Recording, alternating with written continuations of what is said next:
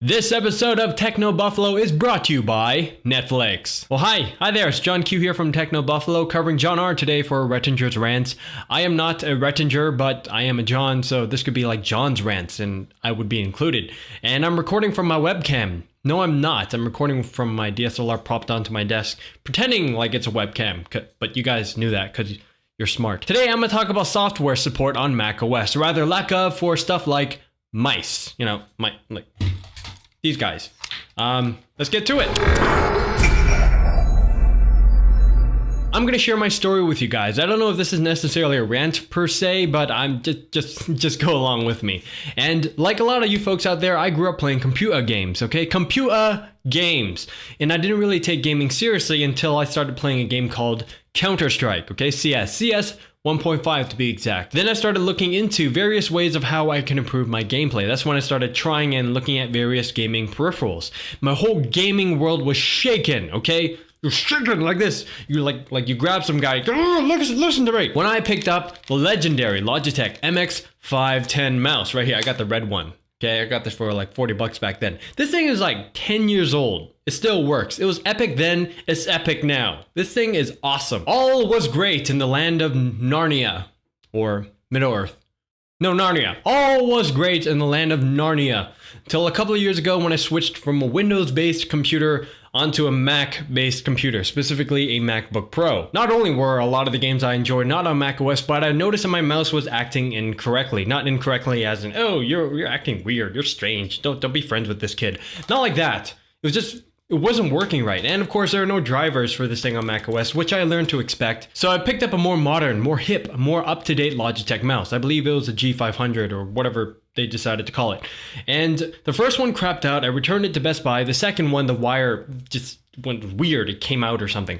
So I returned that and I thought, you know what? Forget you, Logitech. Okay, I'm gonna move on to another company. Went on to Razer, and that is when I picked up a Razer Death Adder. Razer Death Adder 3500 3.5G infrared. Got all excited. I came home, I plugged it in, I set up the drivers, and I still noticed that stupid jittery issue. And it wasn't like, oh, you'll get used to it. Just you'll get used to it. It wasn't like that. It was like you tried to draw a line like this, and the mouse would go like. It was literally like, I don't care what you do, I'm gonna make your line ugly. So I got super frustrated, of course, and I went on Google to hopefully find some answers. And you know what? I wasn't the only one. A lot of people had this same issue. This issue is pretty popular, okay? Like the popular kid in class. So everybody's like, hey, I know your name. You're that kid. And you're like, yeah, sup. And this issue wasn't with Razer or with Logitech, but with just mice in general on macOS. I think if you have a Magic Mighty Mouse, whatever Apple calls it, that super mouse thing on macOS, it'd work fine. But other than that, it's like, no, you're gonna suck. So what I ended up doing was picking up this app, this software, this whatever you want to call it, this program called Steer Mouse, and just like that, like magic, like how Instagram just goes whoot and your picture's like all orangey and pretty. It fixed it instantly. Steer Mouse is free for about a month or so, and after that, you're gonna pay 20 bucks if you want to keep on using it, which is totally fine. It's totally worth it because it fixed my problem. macOS was like, I'm a wreck-it. And then Steer Mouse is like, I'm gonna fix it. But the journey doesn't end there, my friend. No, sirree. Fast forward 1.5 years. And Razer notified me that, oh, we got a new firmware update thing. You should download it. Come here, have some candy. Just download the software thing.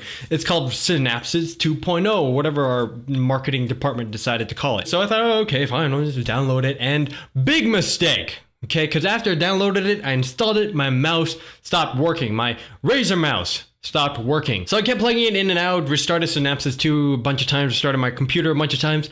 It was just weird. The settings weren't saved. The mouse was jittery again, but in a whole new way. It was just unpleasant. It was just unhappy times. So I turned to Google yet again and found out that, hey, other people with Synapses 2 and Razer mice had the same issue on macOS.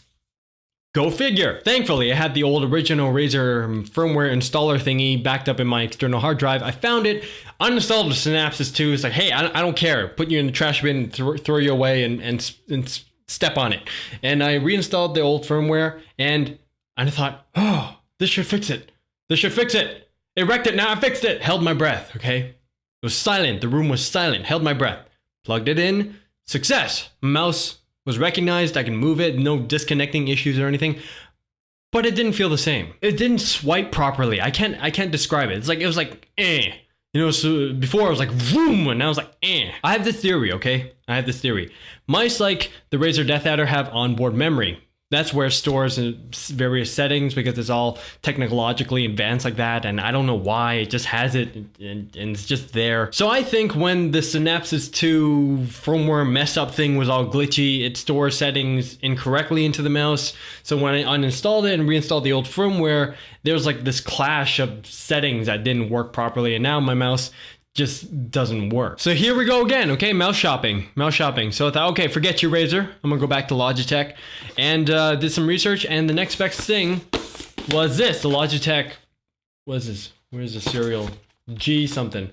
The G400 mouse. For some reason, I didn't trust laser mice. I just had bad experiences with it. So, okay, I thought optical, the best Logitech optical mouse with the G400, and it works awesomely. That's what I'm using right now, and it works perfectly fine. It's awesome. But the entire journey to get here was just so frustrating. Why do you need to download external software to use a mouse with the computer, even though it has firmware that from the company that was like, hey, we support Mac, but not really? I don't get that. It's just like, I'll say, it's like if they had a pizza store and then you go into the pizza store and hey, can I have some pizza? Oh, absolutely. Well, what would you like? Oh, I like pepperoni pizza. Oh, we have pepperoni. Do you now? No, not really. And then you leave and there's a bad taste in your mouth. How does that make sense? I have no idea, but that makes just as much sense as this mice situation with macOS. Anyways, I'm gonna take a quick break and thank our wonderful friends at Netflix. Netflix streams TV episodes and movies directly to your home, saving you time, money, and hassle. Okay?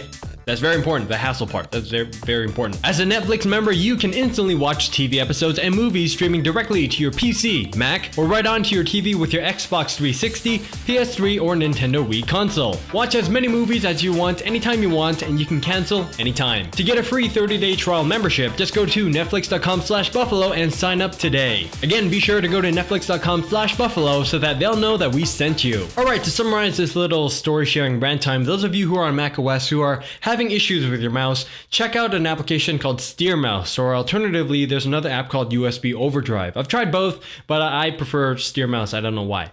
And that's it, I guess. This was John Q from Techno Buffalo. Thank you very much for tuning in, and I'm gonna turn off my fake webcam now. Have yourselves a wonderful day. Bye.